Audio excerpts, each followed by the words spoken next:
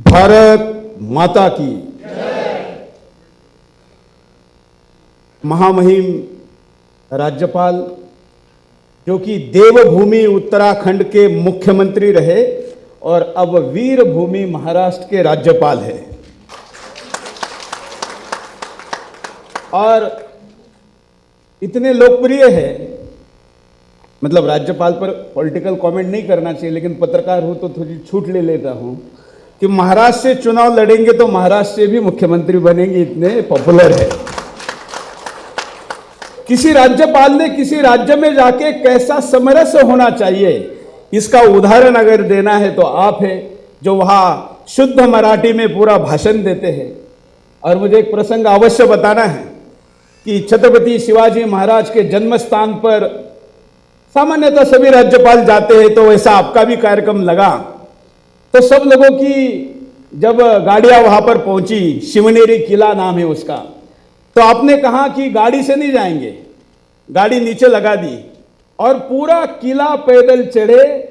कई पुलिस अधिकारी भी इनके साथ चल नहीं पाए, वो भी हाफते रहे, लेकिन आप पैदल शिवनेरी के किले पे चढ़े।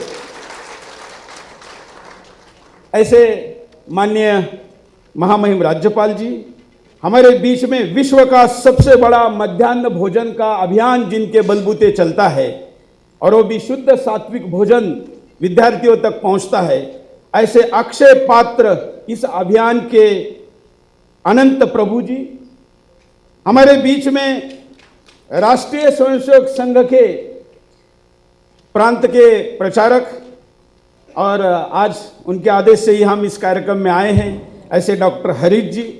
उन्होंने जब मुझे कहा कि सुरेश जी आपको इस कार्यक्रम में आना है, तो मैंने कहा ये तो हरियाली का उत्सव है, इसमें मैं क्या बोलूँगा, हम तो पेड़ काटने से कैसे बचाया जाए इसके एक्सपर्ट नहीं है, मजहब के नाम पर गले काटने से कैसे रोका जाए इसके एक्सपर्ट है। लेकिन उन्होंने कहा आइए, तो हमने कहा कि ठीक है चलते हैं, जितना माँ बाप ने सिखाया है सुना है उतना आज आप लोगों को बताएंगे। हिंदुस्तान के प्रशासनिक सेवा के परीक्षा एग्जाम जिनके द्वारा लिए जाते हैं, ऐसे यूपीएससी के प्रमुख डॉक्टर प्रदीप जोशी जी, अरुण कुमार सक्सेना जी, जो कि एक विश्व रिकॉर्ड जिस राज्य का बनने जा रहा है, भले ही योगी जी मुख्यमंत्री है वो बना रहे हैं, लेकिन इतिहास में पर्यावरण मंत्री के नाम पे आपका नाम भी दर्ज होगा, क्योंकि आपके राज्य ने 35 करोड़ वृक्ष लगाए हैं। सांसद पूर्व मंत्री अजय टमटा जी, जो कि सबसे कम आयु में विधायक और मंत्री और सांसद बने हैं, इसलिए उनको जन चेतना की जानकारी है। मैं मंच पर आकर बात करने के पहले सामने बैठे सभी चेहरों को देख रहा था और एक पत्रकार के नाते कल्पना कर रहा था कि कार्यक्रम का नाम है विश्व हरेला महोत्सव, और ये प्रकृति को बचाने के लिए एक चिंतन होने जा रहा है, और इस चिंतन का आधार ये प्रकृति है। ऐसे कार्यक्रम दूसरे देशों में कैसे होते होंगे?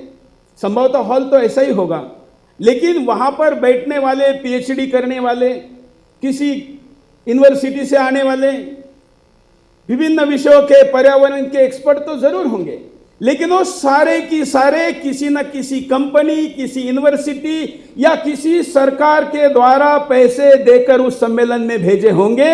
यहां बैठने वाले सारे ऐसे हैं जो स्वयं प्रेरणा से इस सम्मेलन में आए हुए हैं, और इसलिए उसमें और इसमें का अंतर है।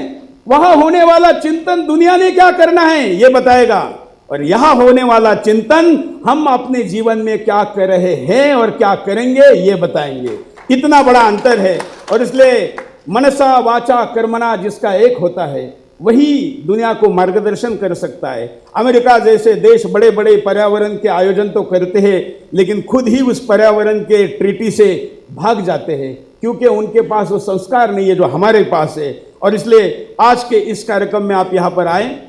वैसे तो ये आयोजन दिल्ली में हो रहा है, नाम विश्व है, लेकिन मैंने जब पूरा भाषण सुना और प्रास्ताविक के रूप में डॉक्टर हरीश जी ने जिस प्रकार से इसको रखा, तो मुझे तो लगता है कि अगला अधिवेशन न्यूयॉर्क में या वॉशिंगटन डीसी में होना चाहिए, क्योंकि वो अधिकार आपको है। आज के विषय में जब बात करने का मैं सोच रहा था, तो मुझे याद आ रहा था कि घर में जो संस्कार होते हैं, हमारे यहाँ पर कई विद्यालयों में जाकर डिग्री नहीं लेनी पड़ती। सवेरे बच्चा उठता है तो हमारे माँ बाप ने हमको मुझे याद है कि माँ बाप ने पहले संस्कार जो दिए उसमें कहा कि जब आंख खोलकर उठोगे तो हाथों को मलना और कहना कि कराग्रे वस्ते लक्ष्मी, कर मध्य सरस्वती, कर मूले तुम गोविंदम, प्रभाते कर दर्शनम। प्रकृति को पूजने के लिए जा रहे हो, पहले जमीन पर पैर रखोगे तो ऐसे नहीं रखना। इस धरती माता का दोहन करने वाले लोगों को पता ही नहीं कि हमारा छोटा सा बच्चा अपने बेड से जमीन पर पैर रखता है तो कहता है समुद्र वस्ते देवी, पर्वत स्तंद मंडले, विष्णु पत्नी नमस्तुभ्यम, पादस्पर्शम समस्वे। विश्व का ऐसी कौन सी संस्कृति है जो पृथ्वी पर पैर रखने के पहले उसका नमन करती है और कहती है कि पैर रखने के लिए भी माफ करिए। सोचिए कि बड़ी बड़ी खदानें खोदने वाले और उससे विभिन्न प्रकार का दोहन करने वाले कहां और हमारे संस्कार कहां। उसके बाद हम भोजन के लिए जाते हैं तो भोजन के लिए भी हम भोजन के पहले स्नान करते हैं तो स्नान के लिए भी हम गंगे चे यमुने चे पूरा मंत्र मंत्र सारे नदियों को याद करते हैं। तमिलनाडु में रहने वाले को भी पता है कि उत्तराखंड में कौन सी नदी है, उत्तराखंड वाले को भी पता है कि कर्नाटक, आसाम और सारे राज्यों में कौन सी नदी है, क्योंकि स्नान के समय वो उस मंत्र का उल्लेख करता है। भोजन करने जाते तो हम सहना भवतु, जो लेने जा रहे हैं पूरा मंत्र तो आपको पता ही है। तो ये हमारा प्रकृति के प्रति का प्रेम है। और हम जब रात को सोने जाते हैं तब भी बिस्तर पर बैठकर कहते हैं कि आज दिन भर में अगर पंच महाभूतों के संतुलन बिगड़ने में मैंने कोई गलती की है तो उसके लिए मुझे माफ करो और मैं कल ये पुनः नहीं करूंगा। हम विभिन्न भाषाओं में इन मंत्रों को कहते हैं, मैं मराठी में कहता हूं इसलिए इस मंत्र का यहाँ उल्लेख नहीं कर रहा हूं। आज जब हम पर्यावरण की बात करते हैं तो मैं थोड़ा सा, क्योंकि मेरा विषय भी रखना चाहूंगा, तो पर्यावरण में हम प्रकृति को बचाने की बात करते हैं, पेड़ बचाने की बात करते हैं, चराचर को बचाने की बात करते हैं, पंच महाभूतों के संतुलन की बात करते हैं, हर जीव जंतु को बचाने की बात करते हैं, जो शायद लोगों ने देखा नहीं उसको बचाने की बात करते हैं। लेकिन एक तरफ ऐसी विचारधारा जो कि पेड़ पौधों में भी ईश्वर देखे और उसको भी बचाए, और एक तरफ ऐसे भी लोग अगर दुनिया में बढ़ रहे हैं कि जो पेड़ पौधा काटना तो दूर इंसानों के गले काट रहे हैं, तो फिर हम ये पर्यावरण हरा भरा किसके लिए कर रहे हैं? हम इस प्रकृति को बचाकर किसको सौंपने जा रहे हैं? क्योंकि हमारी संख्या तो घट रही है। कुछ वर्षों बाद जब मैं 2018 में जनसंख्या नियंत्रण यात्रा लेकर निकला तो मैं कहता था कि अब हिंदू प्रधानमंत्री कुछ वर्षों बाद नहीं बनेगा, और अगर हिंदू प्रधानमंत्री नहीं बनेगा तो इस देश का पर्यावरण भी नहीं बचेगा, कुछ नहीं बचेगा। तो फिर हम ये पेड़ पौधे वन ये वसुंधरा सब बचाकर किसके हवाले करने दे जा रहे हैं? मुझे इसका स्मरण है कि मंच पर महामहिम राज्यपाल बैठे हैं, लेकिन इस मंच का अवसर मैं खोना नहीं चाहता ये कहते हुए कि पर्यावरण तो छोड़िए, इस देश में लोकतंत्र भी तभी बचेगा अगर हिंदू बचेगा, अन्यथा लोकतंत्र भी नहीं बचेगा। और इसलिए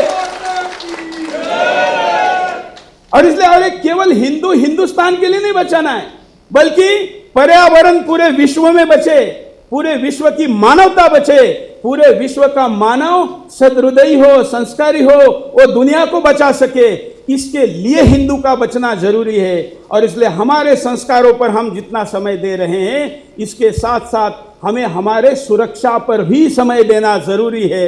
ऐसा आग्रह आज के कार्यक्रम के निमित्त में करता हूं।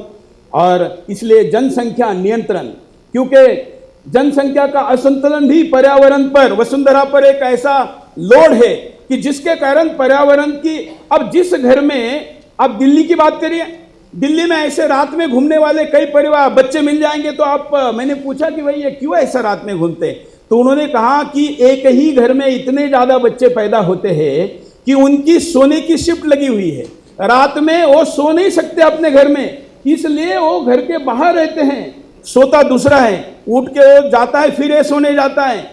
ऐसी ज्यादा संख्या जहां है वहां खाने की क्या स्थिति होगी, वहां पानी की क्या स्थिति होगी, वहां प्रकृति का कितना दोहन होता होगा। इसलिए उस प्रकृति को भी बचाने के लिए और हिंदुस्तान को भी बचाने के लिए और संस्कृति को भी बचाने के लिए हिंदुस्तान में कानून आना चाहिए 1952 में हमने नारा दिया था हम दो हमारे दो, उसमें मैंने 2018 में एक सुधार किया और मैंने कहा कि हम दो हमारे दो तो सबके दो, मतलब सबके दो बच्चे का कानून आना चाहिए। हिंदू हो, मुसलमान हो, ईसाई हो, सबके लिए दो बच्चे का कानून लाया जाए तो जनसंख्या भी बचेगी, प्रकृति भी बचेगी और ये सब कुछ बच पाएगा।